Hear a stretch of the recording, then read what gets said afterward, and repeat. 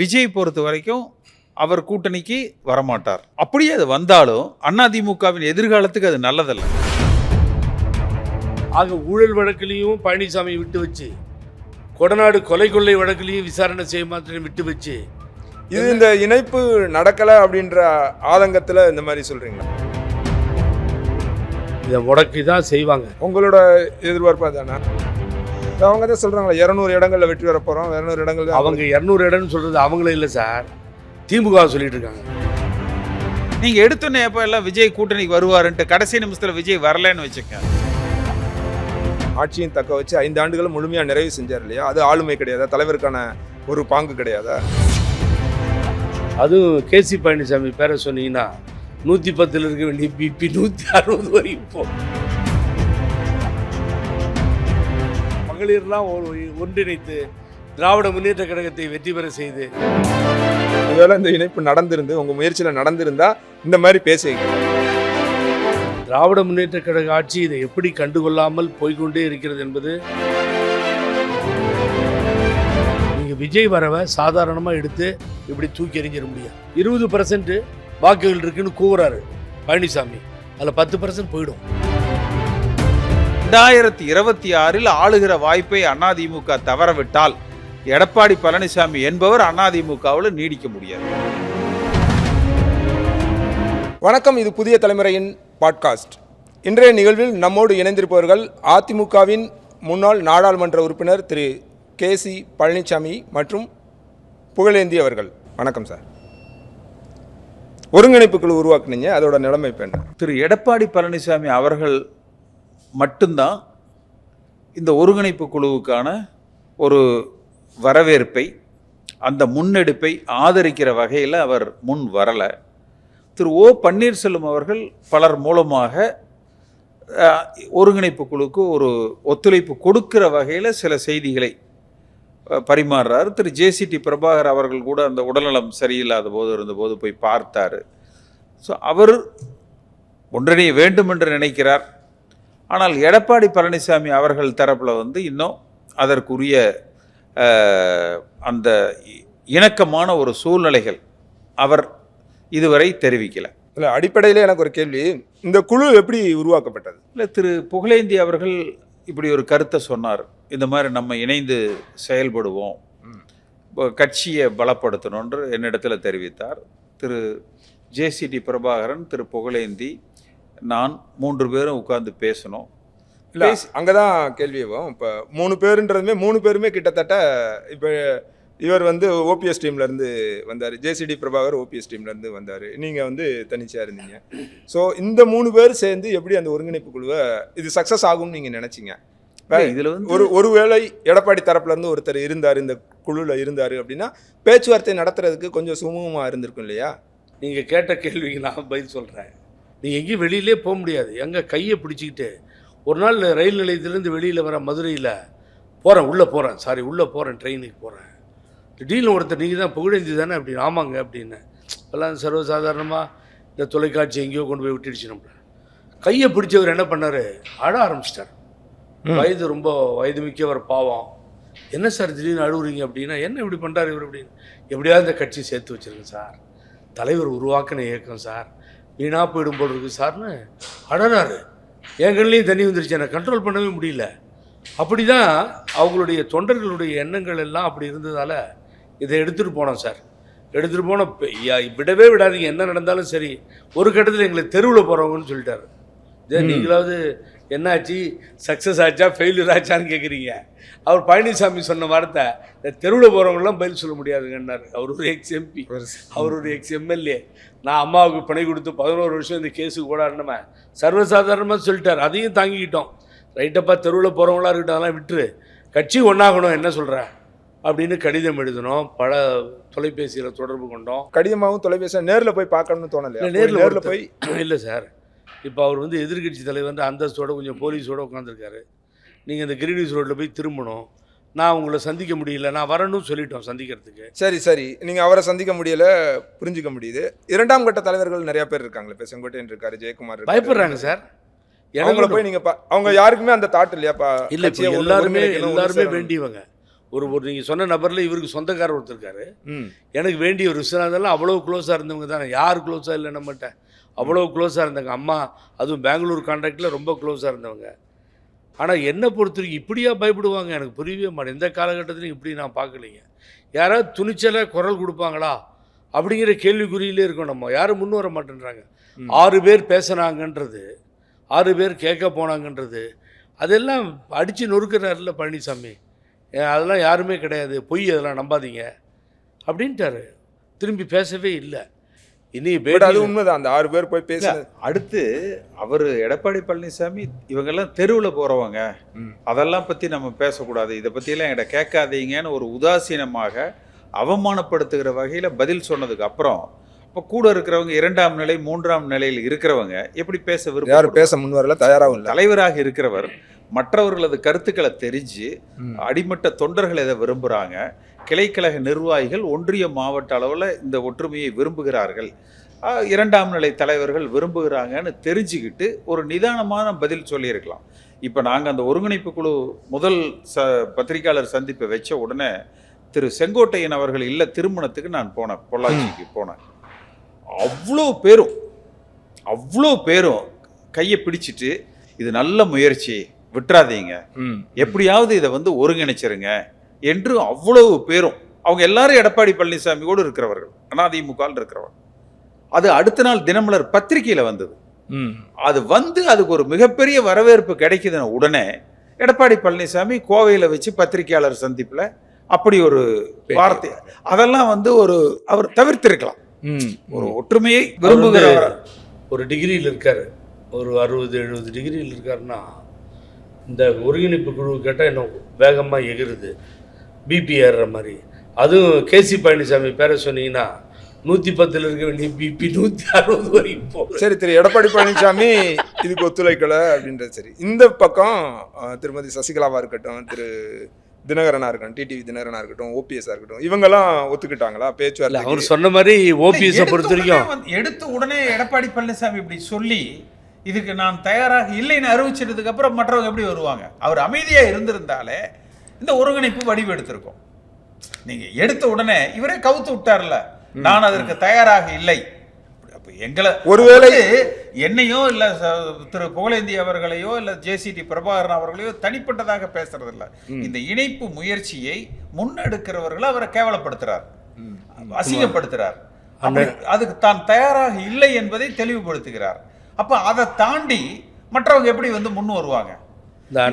தெரியல, நாம் எல்லார்கிட்டையும் கருத்து கேட்டுட்டு ஒரு முடிவெடுப்போம், பார்க்கலாம் என்று சொல்லியிருந்தால் கூட அது ஒருவேளை இந்த முயற்சியை கேசி பழனிசாமியோ அல்லது புகழேந்தி அவர்களோ எடுக்காம வேற யாராவது அந்த முயற்சியை எடுத்திருந்தா அவர் ஒத்து வந்திருப்பார்னு நினைக்கிறீங்களா? யார் எடுத்திருந்தாலும் எடப்பாடி பழனிசாமியை பொறுத்த வரைக்கும் இன்று வரை அவர் இன்னும் அதிமுக கட்சியின் தலைமையை பிடிப்பதற்காக மட்டுமே முயற்சி செய்து கொண்டு இருக்கிறார். ஆனால் நாங்கள் பார்க்கறது, நானோ திரு புகழேந்தி அவர்களோ திரு எடப்பாடி பழனிசாமி அவர்களை பார்த்து அதிமுகவுக்கு வரல.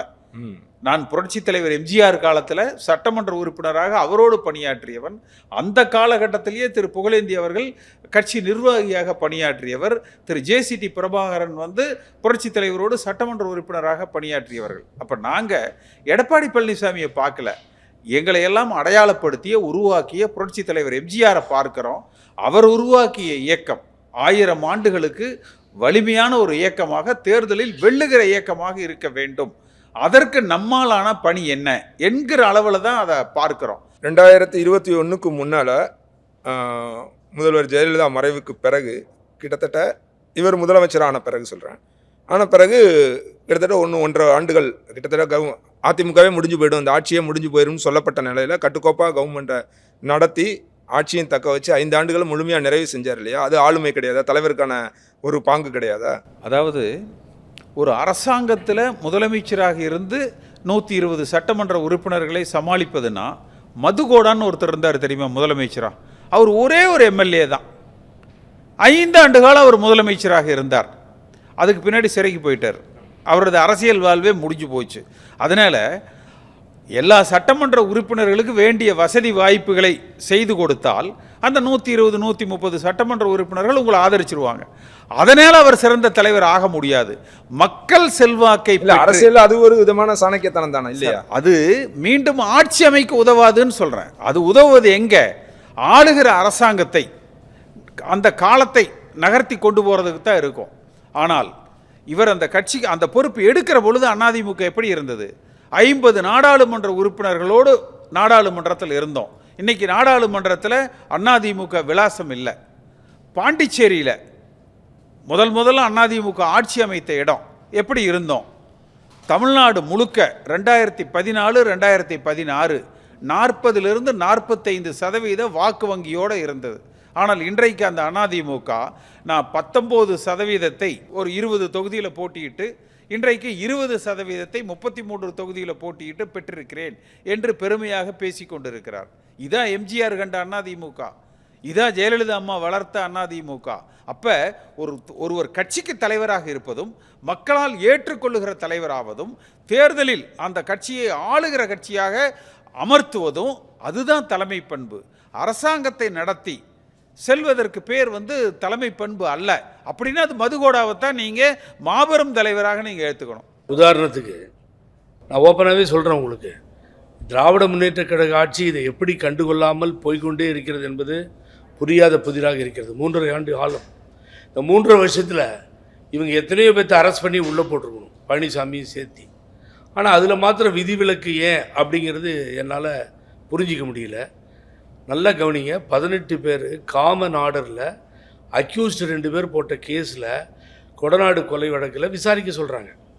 உங்களுக்கு ஒரு குற்றவியல் வழக்கு உங்களுக்கு தெரியும் திருப்பதி சார்.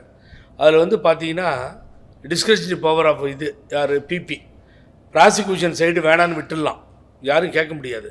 அம்மா கேஸை பார்த்து நம்ம பழக்கப்பட்டுருச்சு. ஆனால் 17 பேரை விசாரித்தாச்சு. திருமதி வி.கே. சசிகலா ஜெயிலிருந்து வந்துட்டாங்க, அவங்களையும் விசாரித்தாச்சு. ஒருத்தரை மாத்திரம் இந்த நாட்டில் விசாரிக்கலை. அவர் தானே அப்போ இருந்தார். அவர் ஹோம் மினிஸ்டரோட பேசியிருப்பார். அவர் தான் ஹோம் மினிஸ்டர். ஹோம் செக்ரட்டரியோட பேசியிருப்பார், டிஜிபியோட பேசியிருப்பார், ஐஜியோட பேசியிருப்பார். கொலை நடந்து ஒவ்வொரு நிமிடமும் அப்போ இருந்த டிஜிபிக்கு தெரியாமல் போயிருந்துருக்குமா? ஒரு நாள் பூரா சரி, அவர் விசாரிக்கப்படாததுக்கு என்ன காரணம் இருக்குன்னு நினைக்கிறீங்க? அதுதான் விட்டு வச்சிருக்காங்கன்னு சொல்கிறேன். நான் எனக்கு ஒன்றும் கோவம் இல்லை. ஏன்னா நான் பெரிதும் மதிக்கின்ற மாண்புமிகு முதல்வர், எல்லோருக்கும் நான் தான் முதல்வர் என்று சொல்லக்கூடிய திராவிட முன்னேற்ற கழகத்தினுடைய தலைவர் ஸ்டாலின் அவர்கள் அதை 3/4 மணி நேரம் பேசியிருக்காரு ஸ்டேஜில். நான் கண்டுபிடிச்சி சொல்கிறேன்னு. இப்போ கோர்ட்டு சொல்லியும், இப்போ கோர்ட்டு உத்தரவு போட்டோம், இப்பயே டிலே பண்ணிட்டு இருக்கீங்க. நீங்கள் முதல்ல நீங்கள் விசாரிக்கல, எல்லாரையும் விசாரித்தாங்க. டாக்டர் சுதாகர் தலைமையில் கோயம்புத்தூர்லேருந்து டீம் இறங்கி விசாரித்தது. அப்புறம் சிபிசிஐடிக்கு வந்துச்சு, பெண்டிங் நிற்கிது. ஏதோ போனவங்க வந்தவங்கெல்லாம் கூட்டு வச்சு விசாரிச்சுட்டு இருக்கீங்க. ஆனால் பழனிசாமியை மாத்திரம் ஏன் விசாரிக்க மாட்டேன்றீங்க? அவரை விசாரிப்போம். ஆளுநர்கிட்ட போய் மனு கொடுத்துருக்காருங்க முதல்வர். அப்போ போய் கொடுத்தது யார்? ஆளுநர்கிட்ட திமுக நிர்வாகிகளோடு சேர்ந்து கொடுத்துருக்காரு. ஆக ஊழல் வழக்கிலையும் பழனிசாமியை விட்டு வச்சு, கொடநாடு கொலை கொள்ளை வழக்கிலையும் விசாரணை செய்ய மாத்திரம் விட்டு வச்சு, இது இந்த இணைப்பு நடக்கலை அப்படின்ற ஆதங்கத்தில் இந்த மாதிரி சொல்கிறீங்களா? இல்லைங்க, இல்லை. நான் அவர் தெளிவுபடுத்திட்டு இருந்தார். இந்த இணைப்பு சார் டோட்டலாக நான் சொல்லும்போது ரொம்ப சரி, ஒருவேளை இந்த இணைப்பு நடந்திருந்து, இப்போ உங்கள் முயற்சியில் இணைப்பு நடந்திருந்தா இல்லை ஒரே ஒரு நிமிஷம், ஒரு அருமையான கேள்வி வந்தார். இணைப்பு இல்லை ஒருவேளை இந்த இணைப்பு நடந்திருந்து, உங்கள் முயற்சியில் நடந்திருந்தா இந்த மாதிரி பேசுவீங்களா? அப்போ எடப்பாடி அந்த மாதிரி விசாரிக்கணும், இது பண்ணணும், அந்த மாதிரிலாம் சொல்லுவீங்களான்னு கேட்குறேன். நிச்சயமாக சொல்லுவேன். ஏன்னு கேட்டிங்கன்னா, ஆட்சி அதிகாரமும் கையில் இருந்த பொழுது, அனைத்து இந்திய அண்ணா திராவிட முன்னேற்ற கழகத்தில் இருந்த பொழுது நான் ஊழல் நடந்திருக்கு உணவுத்துறையிலன்னு சொல்லி காமராஜ் மேலே வழக்கு போட்டேன். இன்றைக்கி அது எஃப்ஐஆர் லெவலில் போய் நிற்கிது. ஆகவே நாங்கள் இந்த ஊழலுக்கெல்லாம் சப்போர்ட் பண்ணுறதுக்கு ரெடியாக இல்லை, எதுக்கிறதுக்கு தயாராக இருக்கோம். இன்றைக்கி நான் பதிவு பண்ணுறேன் புதிய தலைமுறையில். என் நண்பரும் இருக்கார் ஜேசிடி பிரபாகரனுக்கு ஆல்ரெடி நான் சொல்லிட்டேன். நாளைக்கு எல்லாரும் ஒன்றா சேர்ந்தா இந்த முயற்சியில் திருப்பதி சார் கேட்ட மாதிரி வெற்றி பெற்றோம் என்கிற மகிழ்ச்சி இருக்கும். ஆடுவோமே பள்ளி, பாடுவோமே ஆனந்த சுதந்திரம் அடைந்தோம் என்றான் பாரதி. பாரதி என்ன கண்டார்? ஒன்றும் இல்லாமல் போயிட்டார். அந்த மாதிரி ஒரு சூழ்நிலை ஏற்பட்டு அதில் வெற்றி அடைஞ்சால், நீங்கள் சொல்கிற மாதிரி இவர் இறங்கி எல்லோரோட சேர்ந்தா அதை பார்த்து பூரிப்படைவோம், ஆசைப்படுவோம், வாழ்த்துவோம். ஆனால் பழனிசாமி பின்னாடி நான் எந்த பதவிக்கும் பிச்சை எடுத்துகிட்டு போகிறதுக்கு தயாராக இல்லை. போன நாடாளுமன்றம் எடுத்திங்கன்னா 20 இடத்துல நின்று 19% வாக்குகள். அதுக்கு இப்போ பார்த்தீங்கன்னா 34 இடத்துல நாடாளுமன்றத்தில் நின்று எவ்வளோ வாக்குகள் கேட்டிங்கன்னா 20%. அப்போ 19%, இப்போ 20%. அதை தான் இவர் பேசும்போது 84 லட்சம், கரெக்டாகவே தான் ஃபிகர், 84 lakhs and odd. அப்படின்னா 4 லட்சம் வச்சுக்கோங்க ஒவ்வொரு தொகுதிக்கும். அப்போ இந்த 14 தொகுதிக்கும் என்னாச்சு, கிட்டத்தட்ட நன்னாங்க 56 லட்சம் ஓட்டு காணாமல் போகுது. 56 லட்சம் ஓட்டு ஒரு பக்கம் காணாமல் போகுது. மினிமம் 1.5 கோடி இருந்து 2 கோடி உறுப்பினர்கள்னு சொல்லிக்கிட்டீங்க. அப்போ அந்த 2 கோடி ஓட்டுகள் என்னாச்சு? இந்த பிரச்சனையெல்லாம் நாங்கள் எழுப்ப அவரால் தாங்க முடியல, கோபம் வருது அவருக்கு. அது சார் ஒன்று சார் என்னென்னா, எங்களையே விட்டுட்டும் சார் அவர் பரவாயில்ல, அவர் ஜேசிடி பிரபாகரை விட்டும், புகழேந்தி விட்டும், கேசி பழனிசாமி விட்டுட்டோம். ஆனால் இந்த கட்சி நல்லா இருக்கணும்னு நினைக்கணுமா இல்லையா சார்? ஒரு கட்சி உங்கள் வீட்டிலே குழப்பம், அடிதடி கலாட்டா, இந்த கட்சி நீ உருவிடாதரா, விஜய் கட்சி ஆரம்பிச்சிட்டாரு, அங்கே போயிடலாமான்ற நிலையில் இந்த கட்சியில் இருக்க பொறுப்பாளர்கள் நிலைக்கின்ற ஒரு சூழ்நிலை வந்துருச்சு. இல்லை, நீங்கள் இவ்வளோ சொல்கிறீங்க. இப்போ ரீசெண்டாக நடந்த பொதுக்குழு கூட்டத்தை ரொம்ப சக்ஸஸ்ஃபுல்லாகவே நடத்தி முடியல. நான் உங்கள்கிட்ட ஒன்று கிராஸ் பண்ணணும்னு முதல்லையே மறந்துட்டேன், ஏன்னா பேசிகிட்டு இருந்தார் என்ன சார். அவரே பொதுச் செயலாளர் என்று சொல்லிக் கொள்கிறார். இதை தான் நான் மீடியாவுக்கு திருப்பி அடிச்சிட்டு இருக்கேன்.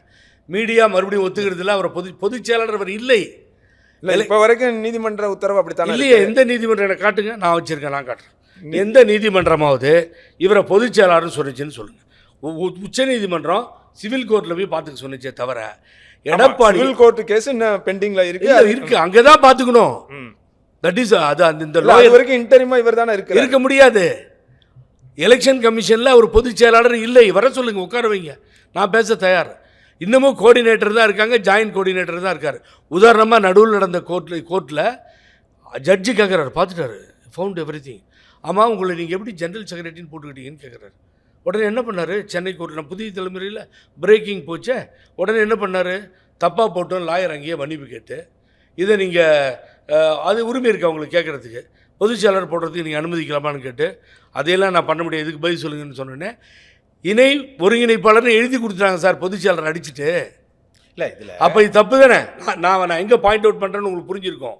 அவர் பொதுச் செயலாளர் இல்லை.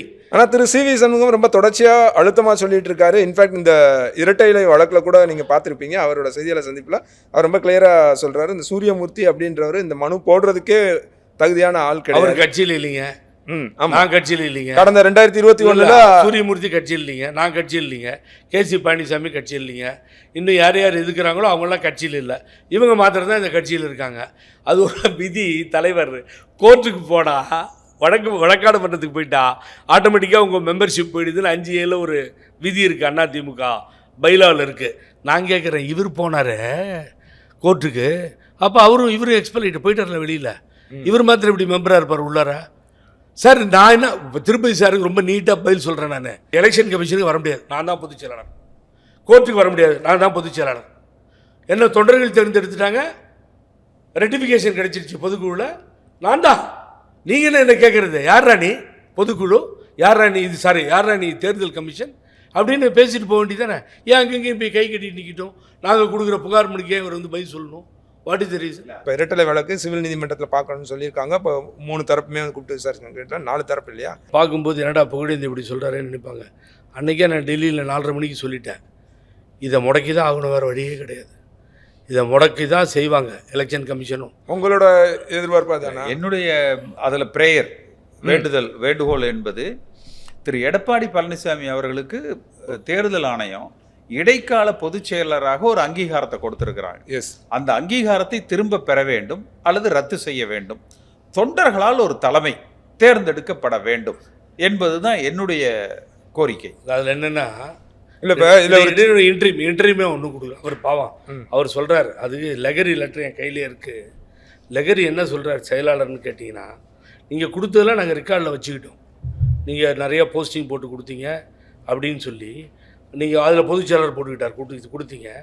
ஆனால் outcome of the civil court pending இருக்க கோர்ட்டு தீர்ப்பு வந்த பின்னாடி தான் இதை நாங்கள் தீர்மானிக்க முடியும்னு சொல்லி அந்த கடிதத்திலேயே அவங்க உஷாராக பொதுச் செயலாளர்னு போடலை. நல்லா கவனிங்க, எலெக்ஷன் கமிஷன் எங்கேயுமே எந்த இடத்துலையுமே பொதுச் செயலாளர்னு போடலிங்க. அடுத்து கர்நாடகாவுக்கு வந்தாங்க, கேண்டிடேட்டை போட்டாங்க, நானும் கேண்டிடேட்டை போட்டேன், 2 பேரும் நிறுத்தினோடனே என்னாச்சு, எங்களுக்கு ரெட்டையிலையை கொடுத்துட்டார் அவர், அந்த ஆர்வம். அது தப்புன்னு சொல்லி போலீஸ் ஸ்டேஷன் வரைக்கும் போயிட்டாங்க. அது ஹைகோர்ட் ஸ்டே கொடுத்துருச்சு, கர்நாடகா ஹைகோர்ட். ரொம்ப பேர் தெரியாத விஷயத்த உங்களுக்கு சொல்லிட்டு இருக்கேன். ஹைகோர்ட் ஸ்டே கொடுத்துருச்சு. ஆகவே எங்கேயுமே அவரால் வெற்றி பெற முடியல சார். ஆரம்பத்தில் சொன்ன மாதிரி தன்னுடைய தலைமைக்காக போராடுகிறாரே தவிர தொண்டர்களையோ கட்சியோ அவர் பார்க்க தயாராக இல்லை. நான் திருப்பி சார் ஒரே ஒரு கேள்வி கேட்குறேன். ஒரே ஒரு அஷூரன்ஸ், அவர் கூட இருக்கவங்க பேரையெல்லாம் சொன்னீங்கல்ல, இந்த CV சண்முகத்திலிருந்து எந்த தொகுதியிலாவது 26 ஜெயிச்சிருவோன்னு சொல்ல முடியுமா? எடப்பாடியும் சேர்த்து சொல்ல சொல்லுங்கள். ஒரு தொகுதி சொல்ல சொல்லுங்க. சொல்கிறாங்களா 200 இடங்களில் வெற்றி பெற போகிறோம், 200 இடங்கள் தான் அவங்களுக்கு. அவங்க 200 இடம்னு சொல்கிறது அவங்களே இல்லை சார், திமுக சொல்லிட்டு இருக்காங்க. அவங்க ஒரிஜினல் கட்சியே இப்போ திமுக தான் அவங்களுக்கு.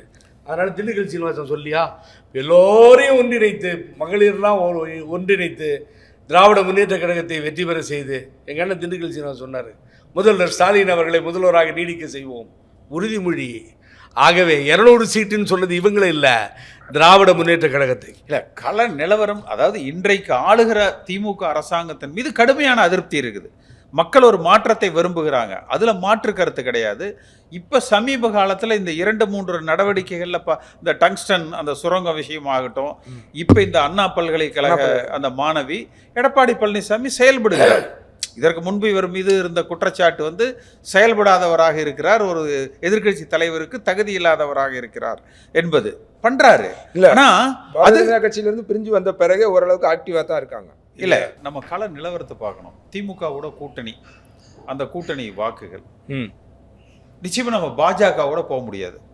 அப்ப அவர்கள் தலைமையில் ஒரு கூட்டணி அமைப்பாங்க. அதே போல விஜய் பொறுத்த வரைக்கும் அவர் கூட்டணிக்கு அதிமுகவுக்கு வரமாட்டார். அப்படியே அது வந்தாலும் அதிமுகவின் எதிர்காலத்துக்கு அது நல்லதல்ல. ஏன் அப்படி சொல்றீங்க? அதிமுக வாக்கு வங்கி கரைக்கப்பட்டுரும்.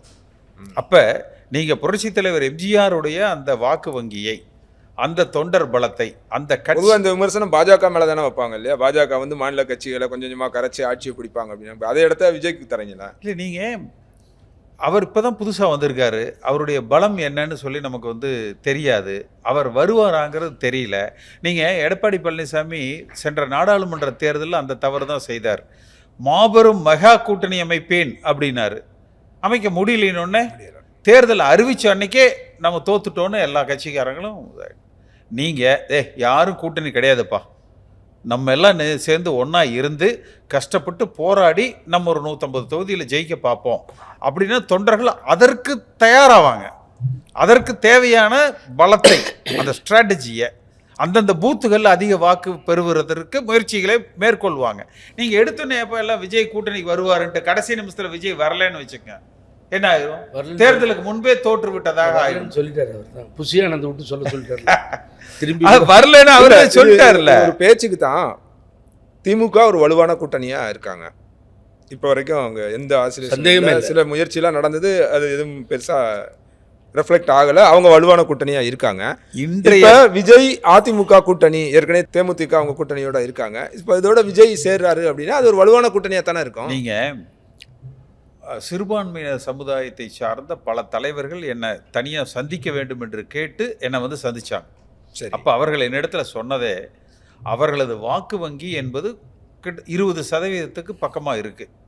திமுக மேலே எங்களுக்கு கடுமையான அதிருப்திகள் இருக்கு. பாஜகவை விட்டு விலகி அதிமுக வந்ததில் எங்களுக்கு மகிழ்ச்சி. ஆனால் நாங்கள் வாக்களிக்கிற அணி வெற்றி பெறுகிற அணியாக இருக்கணும். அதற்கு அடிப்படையாக ஒரு ஒன்றுபட்ட அதிமுகவை நீங்கள் உருவாக்குங்க.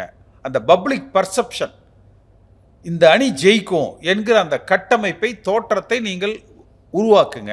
உங்கள் அந்த ஒருங்கிணைப்பு குழுவினுடைய முயற்சி சரியான முயற்சி. கஷ்டப்பட்டு எப்படியாவது நீங்கள் ஒருங்கிணைத்து விட்டால் நாங்கள் அந்த சிறுபான்மையினர் வாக்குகளை அப்படியே நாங்கள் அதிமுகவுக்கு அளிக்க தயாராக இருக்கிறோம். அந்த சூழ்நிலை வந்ததுன்னு வச்சுக்கோங்க, ஒருவேளை திமுகவோட கூட்டணியில் இருக்கிற கட்சிகளே இங்கே வரலாம், பாட்டாளி இந்த பாஜகவோடு கூட்டணியில் இருக்கிற கட்சிகள் இங்கே வரலாம், மற்ற கட்சிகள் வந்து வரலாம். முதல்ல நம்மை பலப்படுத்திக்கணும்.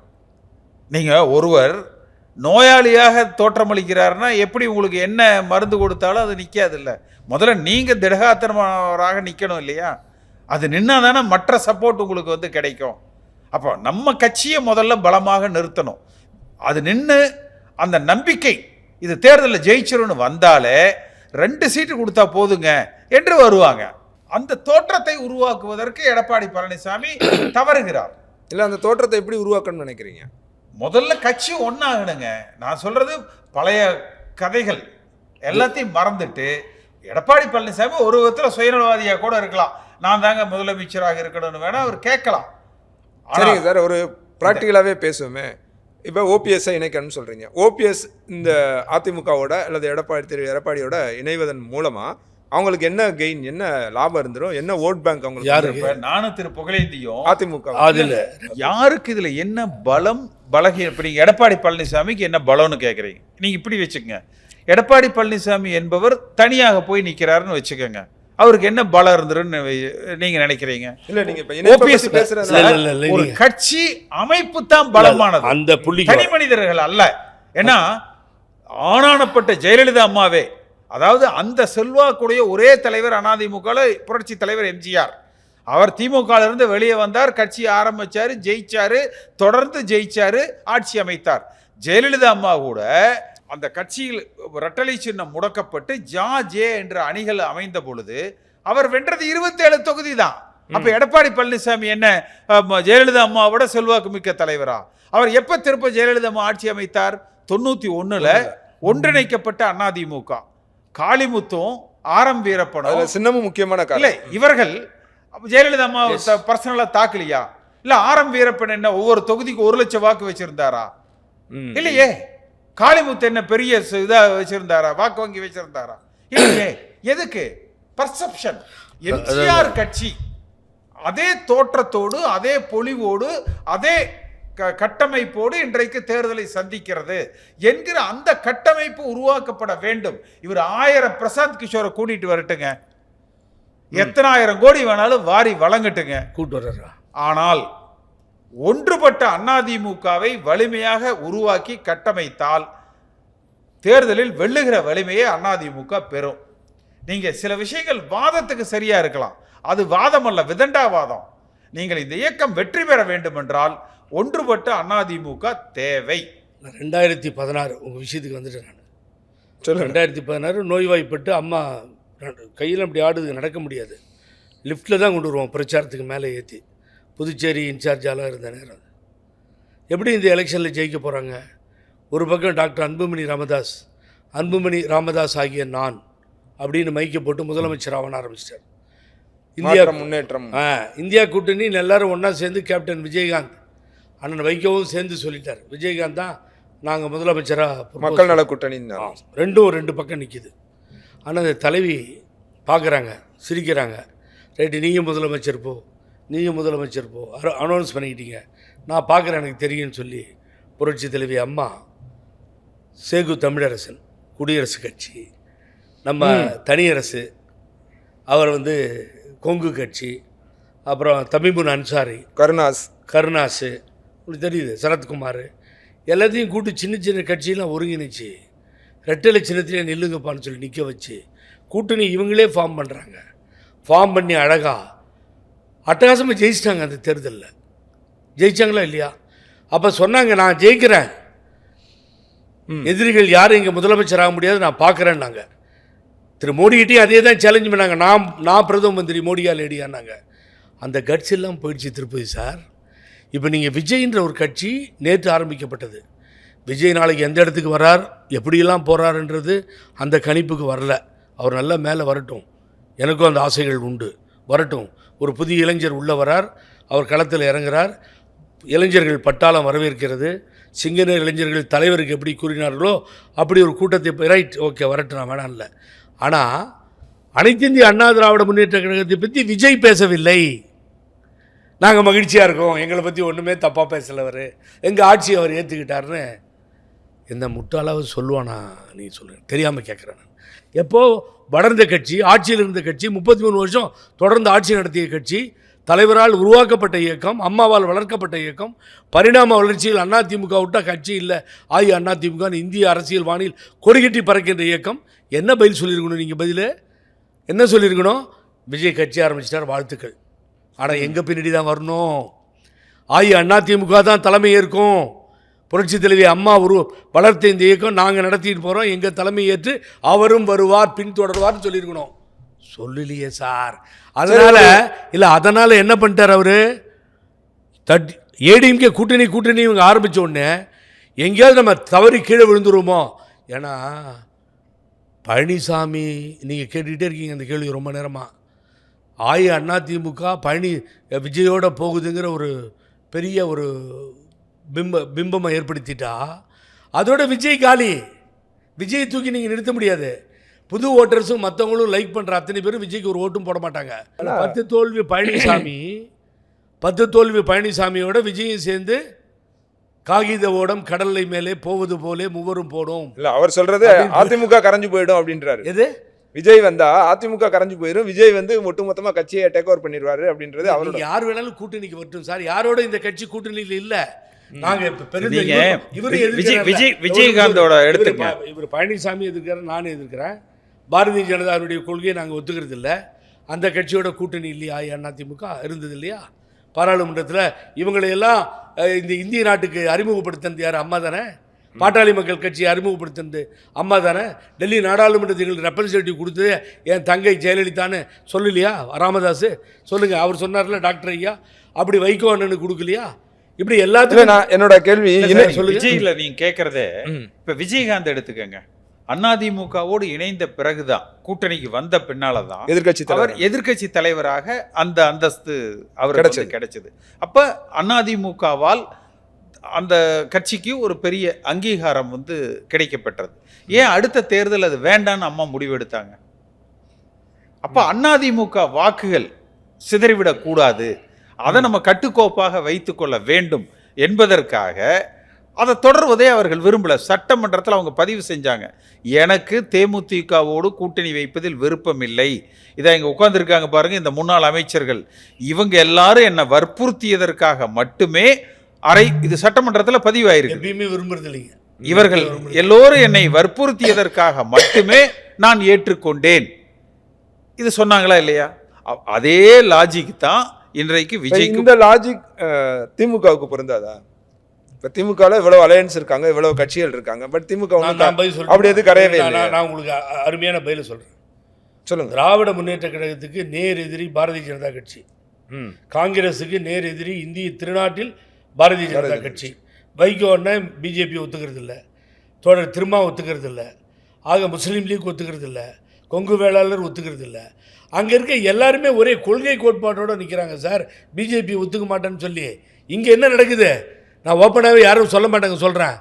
எங்கள் அண்ணன் ஓபிஎஸ் போய் சரண்டர் ஆகிட்டார் பிஜேபிகிட்ட. அந்த அம்மா வெளியில் வராங்க, புக்கு போய் பசங்களுக்கு சேரலன்னு சொல்லி திமுக அரசை சொல்லிவிட்டு அவங்க சசிகலா அம்மா வீட்டுக்கு போயிடுறாங்க. அப்போது வாழ்நாளெல்லாம் நான் பாரதிய ஜனதாவோடு கூட்டணி வைக்க மாட்டேன், செத்தாலும் கிடையாதுன்னு சொன்னவர் பொட்டி பாம்பா அடங்கி இன்றைக்கி பாரதிய ஜனதா கூட்டணி இல்லைன்னா அதிமுக அழிஞ்சு போய்டுன்றாரு. அவர் பேரை சொல்ல விரும்பல, நான் சொல்லிடுறேன் யாருன்னு. இல்லை வர முடிச்சிட்டேன். அப்போ ஏடிஎம்கேன்ற ஒரு மாபெரும் இயக்கம், வரலாறு படைத்த இந்த இயக்கம், ஒரு அரிமா நோக்கோடு வாழ்ந்த தலைவியின் பின்னால் இருந்த இயக்கம், பாரதிய ஜனதாவோடு அவர்கள் கட்சியில் அவங்க ஆட்சிக்கு வரணும், அவங்க முதல்வராக வரணும்னு சொல்கிறதையும் ஏற்றுக்கிட்டு ஜால்ராவாக மாறிட்டா எப்படி திருப்பதி சார் இந்த கட்சி வளரும்? சொல்லுங்க பார்ப்போம். அதில் பழனிசாமி பின்புலத்தில் இருக்கார். இன்னும் வந்து நீங்கள் நம்பாதீங்க, பிஜேபி எதிர்த்து பாபா சாஹிப் அண்ணல் அம்பேத்கர் அசிங்கமாக இழிவுபடுத்தப்பட்டார் நாடாளுமன்றத்தில். இந்த நாட்டினுடைய உள்துறை அமைச்சர் பேசியது தவறுன்னு சொன்னோடனே டாக்டர் ராமதாஸ் சொல்கிறார் ரொம்ப அழகா, பாபா சாஹிப் அம்பேத்கரை தவறாக பேசியிருந்தால் அது ஒப்புக்கொள்ள முடியாது, அதையாவது சொல்லாமே பழனிசாமி. நீ ஏற்கனவே ஒரு அம்பேத்கரை தூக்கில் போட்டார், அது தெரியுமா உங்களுக்கு? நீங்கள் மேடையில் பேசும்போது சொல்லிகிட்டே வந்தார், பேப்பர் ஒன்று கீழே போயிடுச்சு, அடுத்த பேப்பரில் படிக்கும்போது அம்பேத்கர் தூக்கிலிடப்பட்டாருன்ட்டாரு. அன்னைக்கே அம்பேத்கரை கொண்டுட்டார் அவர். ஆகவே இல்லை, அதாவது திமுக கேட்டீங்க இல்லையா, அந்த திமுகவுக்கு உள்ள ஏதேனும் பிளவுகள் பிரிவுகள் இருக்குதா இன்னைக்கு? இல்லை. கட்டமைப்பு கரெக்டாக இருக்குதுல்ல, அதாவது ஒரு ஆர்கனைஸ்டு அந்த ஸ்ட்ரக்சர் கரெக்டாக இருக்குதுல்ல, அதனால தான் நான் சொல்கிறேன், நீங்கள் அதிமுக என்கிற அந்த கட்டமைப்பை முதல்ல ஒன்றுபடுத்துங்க, அப்புறம் கூட்டணி பற்றி நம்ம பார்க்கலாம். ஏன் ஒன்று? ஆனால் இன்னைக்கு எடப்பாடி பழனிசாமி கிட்ட நீங்கள் சமூக வலைதளங்களில் பார்த்தீங்கன்னா இந்த இயக்கம் ஒன்றிணைக்கக்கூடாது, இவங்க துரோகி, அவங்க எல்லாம் பார்ப்பான். ப்ரொஃபைலில் போய் பாருங்கள், அவன் பூரா திமுக காரனாக இருப்பான். அதிமுக ஒருங்கிணைப்பதை எதிர்ப்பது திமுக அனுதாபிகள், மீண்டும் திமுக ஆளுகிற கட்சியாக வர வேண்டும் என்று நினைக்கக்கூடியவர்கள், அதற்காக அவங்க வச்சிருக்கிற அந்த பின்புலத்தில் தேர்தல் பணியாற்றுகிறவர்கள் செய்கிற யுக்தி தான் அதிமுக ஒருங்கிணையக்கூடாது, எடப்பாடி பழனிசாமியை மாபெரும் தலைவராக உருவாக்கி காட்டுறது. இதில் அவர் சொல்கிறது இருக்கலாம். ஏன்னா டிஎம்கே விரும்புறது அடிச்சுக்கிட்டால் நம்ம ஜெயிச்சு வரும்னு விரும்புகிறோம் இல்லையா, தப்பு இல்லை.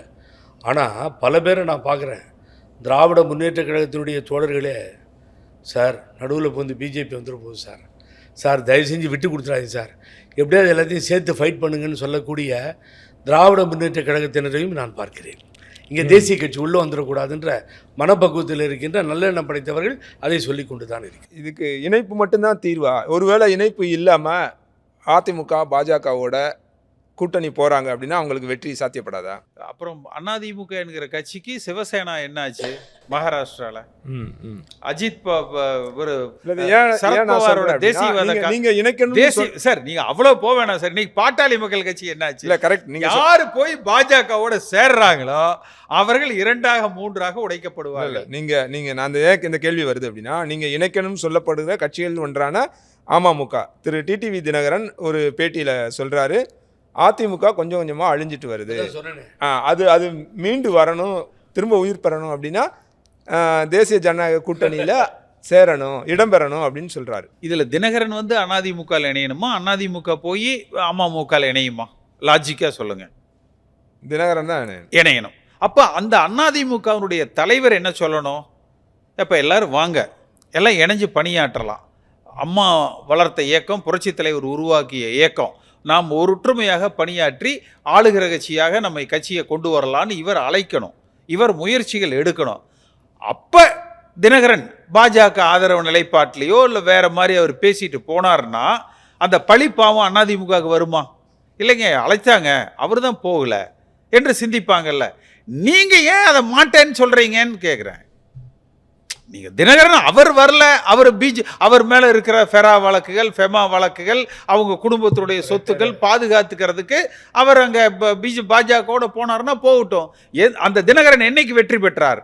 ஆர்கே நகரில் என் உயிருள்ள வரை பாஜகவோடு நான் கூட்டணி வைக்க மாட்டேன். யார் சொன்னது? அதையே அன்றைக்கு தினகரன் ஜெயிச்சாரு. எப்போ அட்ரஸ் எல்லாம் போனாரு? பாஜகவோட கூட்டணி வச்சோடனே அட்ரஸ் எல்லாம் போனார். அப்போ அவங்க எப்படி வேணாலும் இருக்கலாம் சார். நீங்க அவர்களுக்கு இழக்கிறதுக்கு ஒண்ணும் இல்லை. நீங்க ஒரு வலுவான கட்சிக்கு குறைஞ்ச அளவுக்கு தலைமை பொறுப்புல இருப்பதாக ஒரு தோற்றத்திலேயாவது இருக்கிறீங்க. அப்ப விட்டு கொடுத்து செல்லுகிற அந்த மனப்பக்குவம் யாருக்கு வேணும்?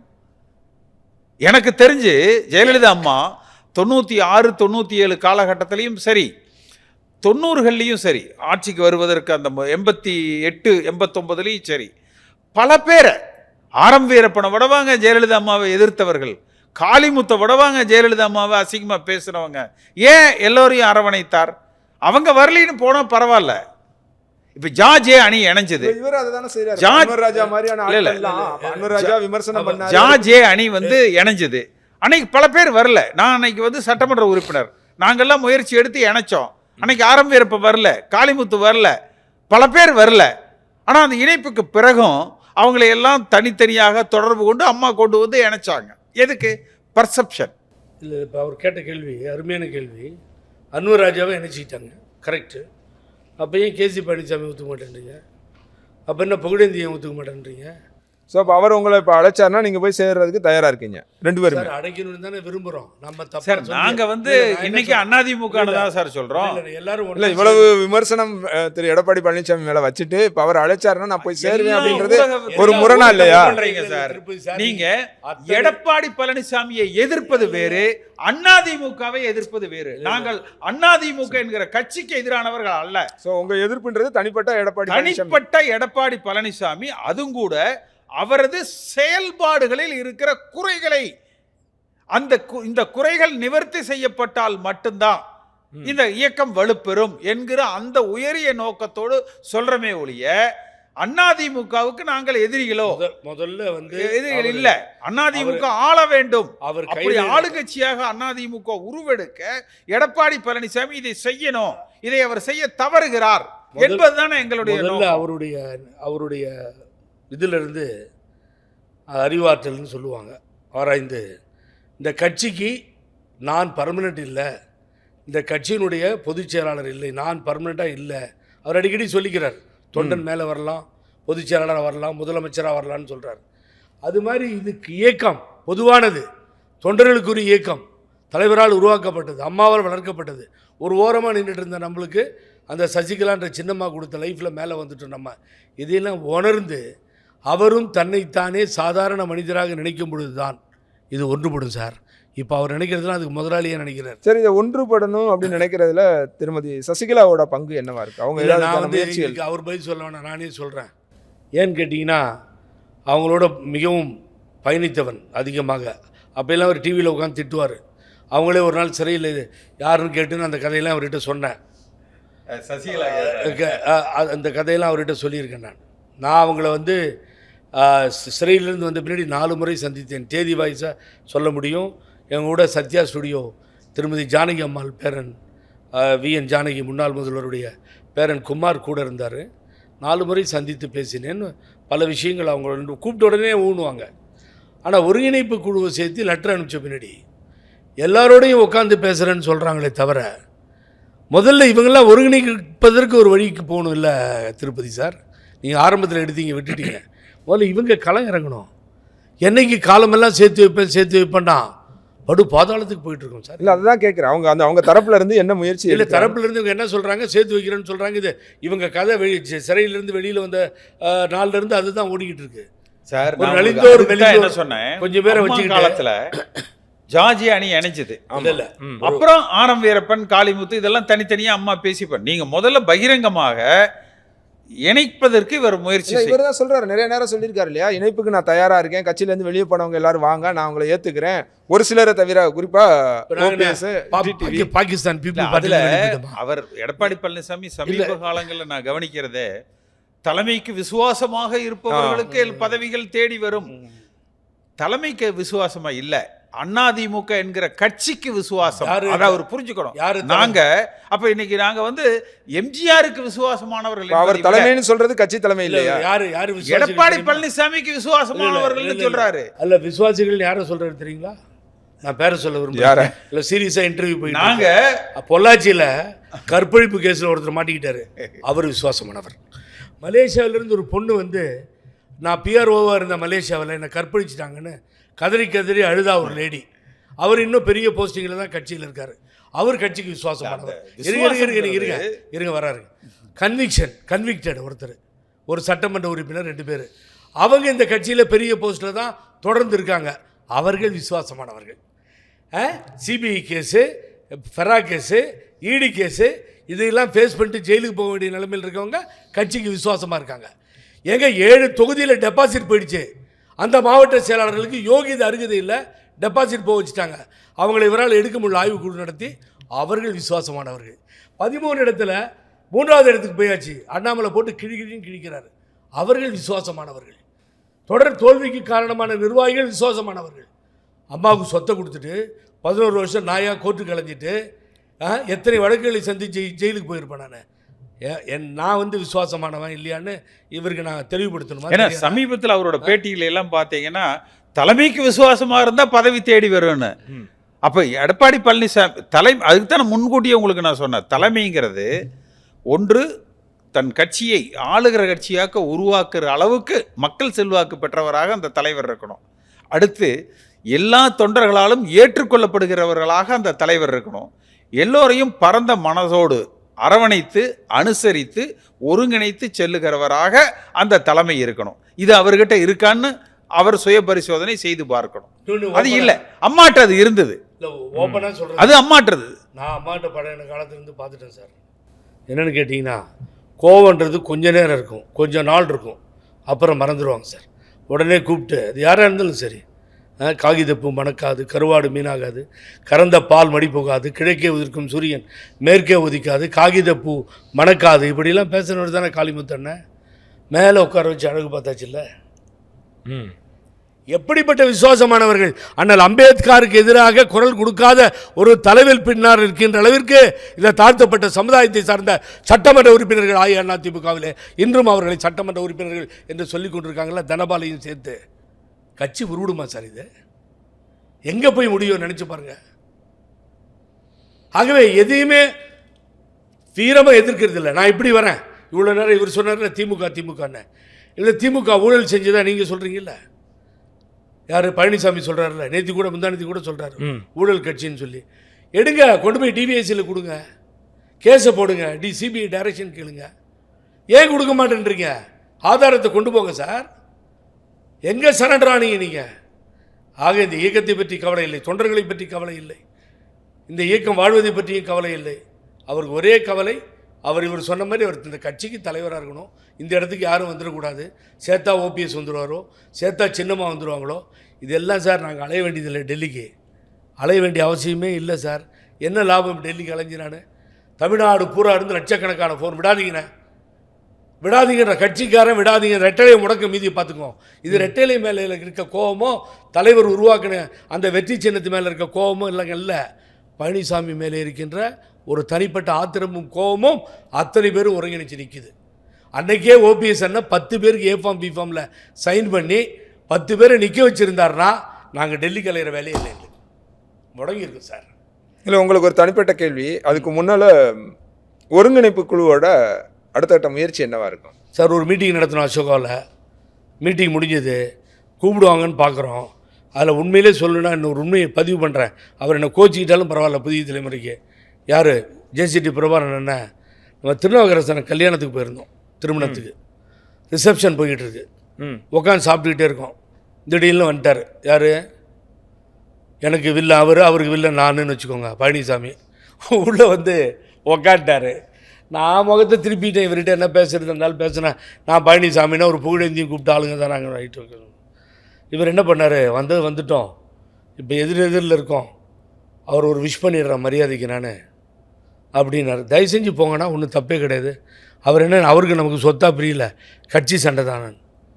இந்த மனிதர் இவரை விட சீனியர். எனக்கு ஒரு பெண் இருந்தால் அவருக்கு தான் நான் கொடுத்துருப்பேன்னு சொல்லி தலைவர் சொன்ன அளவுக்கு ஒரு பெருமைக்குரியவர் ஜேசிடி பிரபாகரன். ஒரு சாதாரண ஆள் அல்ல. அதனால தான் கூட இருந்தார் ஓபிஎஸ் கூட, இப்போ என் கூட இருக்கார் அண்ணன். அப்படிப்பட்டவர் பக்கத்தில் போய் விஷ் பண்ணி சௌக்கியமானு கேட்குறாரு. அவர் என்ன பதில் சொன்னார்னு தெரியல. அவர் கேட்டதை மாத்திரம் நான் பார்த்தேன். சாப்பிட்டு வந்து மறுபடியும் அவர் இடத்துல உட்காந்துட்டார். சரி, இருதயத்தில் ஈரம் இருக்கின்ற எந்த மனிதனும் தன்னை தேடி அந்த ஒருங்கிணைப்புக்குள்ளேருந்து ஒருத்தர் வந்துட்டாரேன்னு சொல்லி அவருக்கு அது தெரியணுமா இல்லையா? தெருவில் போகிறவங்கன்னு சொன்ன பின்னாடி நடந்த சந்திப்பது அது தெரியணும். எவ்வளவு நெஞ்செழுத்த திமிரு உனக்கு. எங்கள் அப்பா 6 தடவை மொழி போராட்டத்துக்கு ஜெயிலுக்கு போனார். கருப்பு கொடி காமிச்ச வீரப்பன் இஷ்யூவில் ஜெயிலுக்கு போனேன் நான். என் மேலே செடிசன் கேஸ் போட்டார் சேலத்தில் எடப்பாடி பழனிசாமி. அன்றைக்கி எடப்பாடிக்கு போனப்போ அன்றைக்கி பெரிய கலவரம். அந்த ராஜேந்திரன் பக்கத்தில் இருந்தார் மாவட்ட செயலாளர். எடப்பாடி பழனிசாமி திமுக காரங்க யார் மேலேயும் கேஸ் போடல, என்ன கைது பண்ணாரு. இவர் மேலே செடேஷன் கேஸு. அதிமுக ஆட்சி காலத்தில், அம்மா ஆட்சி காலத்தில் ஊழல் நடந்ததுன்னு செந்தில் பாலாஜி மேலே கேஸ் போட்டார். திமுக காரங்க மேலே யார் மேலே இவ்வளவும் பண்ணீங்க. ஆனால் நான் என்ன சொல்கிறேன், இன்னும் கூட உங்களுக்கு பதிவு வைக்கிறேன் சார். வேணா இப்படி இல்லை, நான் என்னோட அவர் என்ன நினைக்கிறாரோ எனக்கு தெரியாது. நான் அவர் பக்கத்தில் உட்காந்து சொல்கிறேன். சப்போஸ் நீங்கள் சொன்ன மாதிரி நான் வரேன், இவர் இறங்கி வர்றாரு சார், சரி, எல்லாத்தையும் சேர்த்துக்கிறார். புகழேந்தி முடியாதுங்க, அந்தாலும் என்னை கண்ணாபின்னான்னு பேசிட்டார் அப்படின்னு சொன்னால் ஓகே, கட்சி நல்லா இருக்கட்டும், தலைவர் அம்மா பேரை சொல்லட்டும், திருமதி வி.கே. சசிகலா சேர்ந்துருக்கட்டும், ஓபிஎஸ் அண்ணன் சேர்ந்துருக்கட்டும், இவங்க எல்லாரும் சேரட்டும். அதை பார்த்து மகிழ்ச்சியாக நான் வீட்டுக்கு போய்டுவேனே தவிர எனக்கு பதவி கொடுன்னு பழனிசாமி பின்னாடி போகவே மாட்டேன். வேணா எங்கேயாவது கடலில் அடிச்சுட்டு போயிடலாம், அந்த மாதிரி தவிர நான் எப்பயும் செய்ய மாட்டேன். கட்சி சேரணுங்கிறத என்னுடைய குறிக்கோள். எனக்கு இங்கே இந்த பதவிக்காக நாளை இல்லை. அது உங்கள்கிட்ட ஓப்பன். நான் என்னோட கேள்வி வந்து அடுத்த கட்ட முயற்சி என்னவா இருக்கும், என்ன பண்ண போறீங்க அப்படின்றத உட்காந்து பேசணும். நிச்சயமா இந்த ஒருங்கிணைப்பு முயற்சியை தொடருவோம். நம்பிக்கை இருக்கா? அதுல இன்னொரு இது என்னன்னா, இந்த கேபி முனுசாமி போன்றவர்கள் பார்த்தீங்கன்னா இப்போ இடையில 1-2 தடவை வந்து எல்லாரும் வந்து சேரலான்னு கூட அறிவிச்சிருப்பாங்க. அது அறிவிக்கும் போதே பார்த்தீங்கன்னா தன் தவறுகளை உணர்ந்து திருந்தி நேரில் வந்து பார்த்து கடிதம் கொடுத்து, சரி இதெல்லாம் அந்த லெவல் இருக்குது இல்லை, இதெல்லாம் தவறான ஒரு. நீங்கள் ஜார்ஜ் அணிகள் எப்படி இணைந்தது? நான் அன்றைக்கு சட்டமன்ற உறுப்பினர், நாங்கள் இணைச்சோம். அதற்கு பிறகு போட்டி அதிமுகவை கொண்டு வந்து இணைச்சதுல நான் தான் அதை செஞ்சேன். அம்மா அவர்கள் தனிப்பட்ட முறையில் என்னை அழைச்சி சொன்னாங்க, ராஜகண்ணப்பன்ட்டையும் முத்துசாமிகிட்டையும் பேசி கொண்டு வந்து இணைச்சோம். இந்த இபிஎஸ் ஓபிஎஸ்ஸை நான் தான் இணைச்சேன். அப்போ இதை கட்சி வலிமையாக இருக்கணும் என்று இவர் நினைக்கணும். அந்த எண்ணம் இவருக்கு இல்லை. கட்சி தலைமை தான் இருக்கணும்னு தான் நினைக்கிறார். அதான் சார், ஒரு சின்ன எக்ஸாம்பிள் சொல்கிறேன் உங்களுக்கு. அந்த இணைப்பு நடந்தது, இவங்கெல்லாம் இருந்தாங்க. அந்த கடிதத்தை கொண்டு போய் கொடுத்தது விகே சசிகலான்ற சின்னம்மா. அதையும் நீங்கள் அதில் எடுத்துக்கணும். அவங்கள தான் போய் கொடுக்க சொல்கிறாங்க. அப்போ சின்னம்மா இது அம்மா வந்து திருமதி ஜானகி அம்மா கிட்ட நீங்கள் கூட இருங்க, தலைவராக இருங்கன்றாங்க. அவங்க வேண்டாம், தலைவரை வச்சு வளர்த்த கட்சி நல்லா வரணும், நான் ஒதுங்கிக்கிறேன்னு சொல்லிவிட்டு அவங்க ஒதுங்கி அந்த கட்டிடத்தை கொடுத்தாங்க, எல்லாம் கொடுத்தாங்க, போயிட்டாங்க. அப்போ ஜானகி அம்மாவோட இருந்து அவங்க வழி நடத்திருந்த ஆரம் வீரப்பன், நல்லா கேளுங்க. இந்த ஆரம் வீரப்பன் தான் இப்போ சொல்லிட்டு அலைகிறானுங்க பாருங்கள். ஓபிஎஸ்னுடைய தேர்தல் நேரத்தில் அவருடைய பூத் ஏஜென்ட்டு வெண்ணிலாடை நிர்மலா நின்னப்போ பூத் ஏஜென்ட் யாருன்னு கேட்டிங்கன்னா ஓபிஎஸ்னுடைய ஓபிஎஸ் தான் அந்த அம்மாவுக்கு பூத் ஏஜென்ட்டுன்னு சொல்லிட்டு இருக்காங்க. யாருக்கு? வெண்ணிலாடை நிர்மலாவுக்கு. இன்னும் நீங்கள் இப்போ இந்த டெபேட் அது இதெல்லாம் பார்ப்பீங்க, அது இல்லை, வேறு ஆள் ஒருத்தர், அது அவரே அண்ணனே சொல்லிட்டார் ஓபிஎஸ். நான் கேட்குறேன், அம்மாவை தோக்கடிக்கணும்னு தானே வெந்நீராடை நிர்மலாவை கொண்டு போய் நிறுத்துறாங்க. அப்புறம் என்னத்துக்கு ஸ்டேஜில் கூப்பிட்டு ஷால் போடுற நீ? இந்த தலைமை கழகத்தில் ஒரு படம் இருக்குமா சார், விஎன் ஜானகி அம்மா படம்? ஒரே ஒரு படத்தை இருந்தால் திருப்பி சார் நாளைக்கு எனக்கு எடுத்து காமிங்க. எங்கேயாவது லாபம் கிடைக்குமா, ஆதாயம் கிடைக்குமான்னு அலைகிற இந்த மாதிரி அரசியலுடைய அழிவுகள் தான் ஜானகி அம்மா பேரை சொல்லிட்டு மேலே வர்றதுக்காக பார்க்குது. இதுதான் நடக்குது. சரி, இறுதியாக ஒரு கேள்வி. 2026 அதிமுகவுக்கு எப்படி இருக்கும்? இவர் முதல்ல சொல்லிவிட்டு அப்புறம் நான் சொல்கிறேன். இல்லை, நிச்சயமாக அதிமுக வெற்றி பெறும். எடப்பாடி பழனிசாமி இப்போ உங்கள் மூலமாக பகிர்ந்த இந்த கருத்துக்கள் எல்லாம் அவரும் பார்ப்பார். நிச்சயமாக அதை பரிசீலனை செய்வார், சிந்திப்பார். ஆச்சரியமா இருக்கு, இவ்வளவு விமர்சனங்கள், இவ்வளவு கேப், இவ்வளவு பிரச்சனை இருக்குன்னு சொல்றீங்க. எனக்கு அவருக்கு என்ன ஏதாவது தோட்ட தகராறுங்களா? இல்ல பர்சனலாவே கிடையாது. இது பர்சனல், இது எல்லாமே ஓவர் கம் ஆயிடும் நம்புறீங்களா? நிச்சயமாக ஆகணும், நிச்சயமாக ஆகணும். சரி, இந்த கட்சிக்கு அவரை விட நான் சீனியர் சார். எனக்கு பின்னால் இந்த கட்சிக்கு வந்தவர். நான் புரட்சி தலைவரோடு பயணித்தவன், ஜெயலலிதா அம்மாவோடு பயணித்தவன். இவர் அதுக்கப்புறம் நான் எம்பிக்கு நிற்கையில் தான், அப்போ தான் இவர் சட்டமன்ற உறுப்பினர் எடப்பாடி தொகுதியில். எடப்பாடி தொகுதி எனக்கு நாடாளுமன்றத்தில் ஒரு தொகுதி, அதில் அன்றைக்கு இவர் சட்டமன்ற உறுப்பினர். அவருக்கு அறிவுரை சொல்லுகிற அத்தனை தகுதி எனக்கு இருக்குது. நிச்சயமாக இந்த இயக்கத்தின் நன்மைக்காக மட்டுமே தான் நாங்கள் அவரை விமர்சிப்பதும் கூட செய்கிறோம். அப்போவாவது அவருக்கு நல்லா உரைக்கணும், ஏறணும் அப்படிங்கிறதுக்கு தான் சொல்கிறோம். 2026 ஆளுகிற வாய்ப்பை அதிமுக தவறவிட்டால் எடப்பாடி பழனிசாமி என்பவர் அதிமுகவில் நீடிக்க முடியாது. அதிமுக அது தொண்டர்கள் அதை மன்னிக்க மாட்டாங்க, தமிழ்நாட்டு மக்கள் அவரை மன்னிக்க மாட்டாங்க. ஸ்டாலினுடைய கைகூலியாக அவர் பார்க்கப்படுவார். திரும்ப திரும்ப நீங்க சொல்றீங்க, இணைப்புன்ற ஒரு இடத்துக்கு அவர் வருகிறாருன்ற பட்சத்தில் அவருக்கு அந்த தலைமை பதவி இருக்குமா இருக்காதுன்ற ஒரு அச்சம் அவருக்கு இருக்கு சார். நமக்கு தலைமை பதவி இல்லாவிட்டாலும் பரவாயில்ல, அதிமுக ஆளுங்கட்சியாக இருக்க வேண்டும் நினைக்கிறவன் தான் சார் அதிமுக கட்சிக்காரனா இருக்க முடியும். அவன் கஷ்டப்பட்டு பேசிட்டு இருக்காருல்ல, அவன் தான் அதிமுக தலைவனாக இருக்க முடியும். எங்க அண்ணன் கஷ்டப்பட்டு பேசிட்டு இருக்காருல்ல, அவர்கிட்ட இருக்க நிர்வாகி என்ன சொல்றாரு? இப்படியே போச்சுன்னா எதிர்கட்சியாக தான் இருக்க முடியுங்கிறாரு. அவர்கிட்ட இருக்க நிர்வாகி சொல்றது சார், அந்த எதிர்கட்சி கூட வாய்ப்பு இல்லை. நான் ஓப்பனாக சொல்கிறேன், நீங்கள் எல்லாரும் ஒருங்கிணைஞ்சாலும் கடுமையான போராட்டத்தை எதிர்கொள்ள வேண்டியிருக்கும். நீங்கள் சொன்னது யூனிட்டி, அந்த அலையன்ஸை எதிர்த்து கடுமையான போராட்டத்தை ஆரம்பத்திலேருந்து ஆரம்பித்து போராடி தான் வெற்றி பெற முடியுமே தவிர இணைஞ்சது ஈஸியாக வெற்றி பெற முடியாது. நான் உண்மையை சொல்லிகிட்டு இருக்கேன். பல பேருக்கு உறுத்தும், எல்லாரும் சேர்ந்துட்டோம், ஆஹா அதிமுக எல்லாம் சேர்ந்துட்டாங்கப்பா, ஒரு பிரச்சனையும் இல்லையா அப்படிங்கிற ஒரு மனநிலை வாக்காளர்களுக்கு கொண்டு வரணும். அதை கொண்டு வந்த பின்னாடியும் நாம் போராட வேண்டியிருக்கும். இவரை நோக்கி எந்த அலையன்ஸும் வராது, வரவே வராது. தேமுதிக அவருடைய கேப்டன் விஜயகாந்த் ஒரு எக்ஸாம்பிள் சொல்கிறேன் நான். அவரோட சன்னு Vijay Prabhakaran neck to neck Virudhunagar, சிவகாசியில் இல்லைங்களா, விருதுநகரில் அந்த தொகுதியில் நெக் டு நெக் ஜெயிச்சிட்டாருன்னா தோத்தாரு, ஜெயிச்சிட்டாரு, போச்சு. இந்த பக்கம் பாட்டாளி மக்கள் கட்சி அந்த கூட்டணியில், பாரதிய ஜனதா கூட்டணியில் சோமியா, மிஸ்ஸஸ் சோமியா, டாக்டர் அன்புமணி ராமதாஸ் கொஞ்சம் ஜெயிச்சிட்டாங்க, தோத்துட்டாங்கன்னு போச்சு. அதிமுக ஒரு தொகுதியிலேருந்து கூட அப்படி ஒரு நிலைப்பாடு வரலையே சார். அப்போ இதெல்லாம் கேப்டனுக்கு விழுந்த ஓட்டுகள்னு சொன்னால் இல்லைன்னு பழனிசாமி மறுக்க முடியுமா? இல்லைன்னு தான் பிரேமலதா விஜயகாந்த், ஏன்னா அப்போ தானே இறக்குறாரு, அவர் இறந்து போயிட்டார். நீங்கள் நினச்சி பாருங்கள். ஆகவே சுச்சுவேஷன், சூழ்நிலைகள் மிகவும் மோசமாக இருக்கிறது. நீங்கள் விஜய் வரவை சாதாரணமாக எடுத்து இப்படி தூக்கி எறிஞ்சிட முடியாது. நான் நியாயமாக பேசுகிறேன், நான் எனக்கு கவலை இல்லை அதை பற்றி. ஏன்னா அவரோட ஃபோர்ஸாக வரார். அவர் எவ்வளோ வாக்குகளை பிரிக்க போகிறார் எனக்கு தெரியாது. பிரிக்க ஆபத்து நமக்கு தான். 20% வாக்குகள் இருக்குன்னு கூவுறாரு பழனிசாமி, அதில் 10% போயிடும் விஜய்க்கு. என்ன பண்ணுவீங்க சொல்லுங்கள் பார்ப்போம். சட்டமன்றத்தில் ஜா அணியில் 97 பேர், ஜே அணியில் 33 பேர். மைக்கை கலட்டி ஒருத்தருக்கு ஒருத்தர் அடிச்சுக்கிட்டாங்க. ஜானகி அம்மா மோரில் விச வச்சு புரட்சி தலைவர் எம்ஜிஆரை மரணத்துக்கு காரணமாயிட்டாருன்னு கூட குற்றம் சாட்டப்பட்டார். ஆனால் இந்த இயக்கத்தின் நலன் கருதி தனிப்பட்ட விருப்பு வெறுப்புகளை எல்லாம் ஒதுக்கி வச்சுட்டு கட்சியை இணைச்சு இதை அம்மா சட்டமன்றத்தில் பதிவு பண்ணியிருப்பாங்க. பருதி இளம்பழுதி கேட்டிருப்பார், உங்களுக்கு விமர்சனங்களை தாங்கி கொள்ளுகிற பக்குவம் இல்லைன்னு. அப்போ அம்மா எந்திரிச்சு பதில் சொன்னாங்க, அப்படி விமர்சனங்களை தாங்கி கொண்டதால் மட்டும்தான் நான் இன்றைக்கு முதலமைச்சராக இருக்கிறேன். அதிமுக ஆளுங்கட்சியாக இருக்குது, என் அருகிலே இருக்கிற இவர்கள் அமைச்சர்களாக இருக்கிறார்கள். இந்த எதிர்க்கட்சிக்காரர்களை விட என் அருகிலே அமர்ந்திருக்கிற இந்த அமைச்சர்கள் என்னை அதிகம் விமர்சித்தவர்கள். அதை நான் ஏற்றுக்கொண்டேன் இந்த இயக்கத்தின் நலன் கருதி. அப்போ எடப்பாடி பழனிசாமி தலைவருக்கு தகுதியானவர்னா அப்படித்தான் சிந்திக்கணும். ஆனால் ஒன்று மட்டும் நிச்சயம், 26இல் ஆளுகிற வாய்ப்பை அதிமுக பெறணும். அப்படி இல்லைன்னா எடப்பாடி பழனிசாமி என்பவர் அதிமுகவில் நீடிக்க முடியாது. பூரா டேமேஜ் ஆகிட்டு பின்னாடி அந்த வீட்டை சரி பண்ணிடலான்றாரு. அதுக்கு தான் நான் என்ன சொல்கிறேன், இப்பயே தலைமை பொறுப்புலேருந்து இறங்கிடு கீழேன்றேன். இறங்கினா போயிடும். கடைசி செயற்குழு சார், இதுதான் அவருக்கு இருக்கிற கடைசி வாய்ப்பு. கடைசி செயற்குழு நடக்குது சார். அம்மா லேட்டாக வந்தாங்க, நடக்க முடியல சார். இந்த 2 நீயும் போயிடுச்சு. எனக்கு தெரியும் ஜெயிலான கதையெல்லாம்.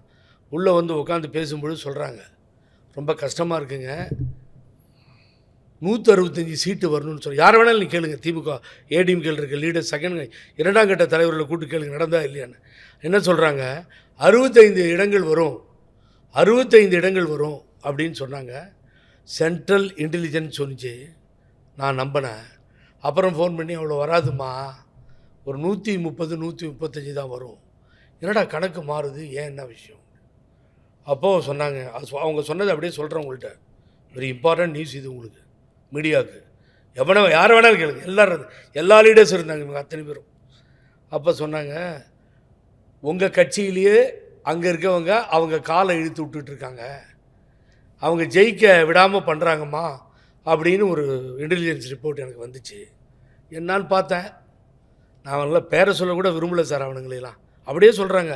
ஒரு சின்ன பையன் வயசில் நல்ல மேலே வரட்டும்னு நினச்சிக்கிட்டு அவனை மாவட்ட செயலாளர் பண்ணேன், அமைச்சர் பண்ணேன். எனக்கு என்ன ரிப்போர்ட் வருதுன்னா, அவனை என்ன பண்ணேன், 6 தொகுதினா ஒரு மாவட்ட செயலாளர் 6லேயும் நிற்கணும். நான் போய் ஸ்ரீரங்கத்தில் நிற்கலையா, ஸ்ரீரங்கத்தில் நான் இன்சார்ஜ், நான் போய் நிற்கலையா பரஞ்சோதி நாள்லாம். அது மாதிரி அவங்க சொல்கிறாங்க. அங்கே அப்புறம் போய் அங்கே நின்று நாங்கள் ஆண்டிப்பட்டியில், இங்கே வந்தாங்க பெரம்பூர், இப்படி இது என்னது நம்ம ஆர்கே நகர், இப்படி மாறி மாறி நின்னோம்ல. 6 தொகுதியில் போய் நிற்கட்டும் அப்படின்னு சொல்லி 6 தொகுதியில் ஒரு தொகுதியை செலக்ட் பண்ணி கொடுத்தா அவன் என்ன பண்ணுறான், இப்படியே தான் பேசுகிறாங்க. அவன் இவனே பேசிட்டாங்க இன்றைக்கி. அவன் என்ன பண்ணுறான், ஓ என்ன இந்த தொகுதியிலேருந்து அந்த தொகுதிக்கு மாத்திரியா, எனக்கு பதிலாக நீ நிற்க வச்சு அவன் எப்படி ஜெயிச்சிருவான்னு பார்க்குறேன்னு சொல்லி எதிர்கட்சிக்கு 2000 ரூபா அனுப்புகிறாங்க, அதிகமாக கொடுறான், அவனை எப்படியாவது தோக்கடிச்சிட்றான்னு சொல்லி. நான் முட்டாளுன்னு நினச்சிட்டு இருக்கிறான். நான் போட்ட கேண்டிடேட்டே தோக்கடிக்க துடிக்கிறான் அவன். இன்னொருத்தர் மருமகன் தான் டிஸ்ட்ரிக்டை பார்த்துக்கிறாரு, அவர் பார்த்துக்கிறது இல்லை. இன்னொருத்தர் என்ன பண்ணுறான், ரொம்ப சாமர்த்தியமாக 6 தொகுதினா 3 பேரை தோக்கடிச்சிடணும், 2 பேரை டம்மியாக இருக்கணும். அப்போ இன்னொருத்தர் இருந்தால் அவன் தானே மந்திரி.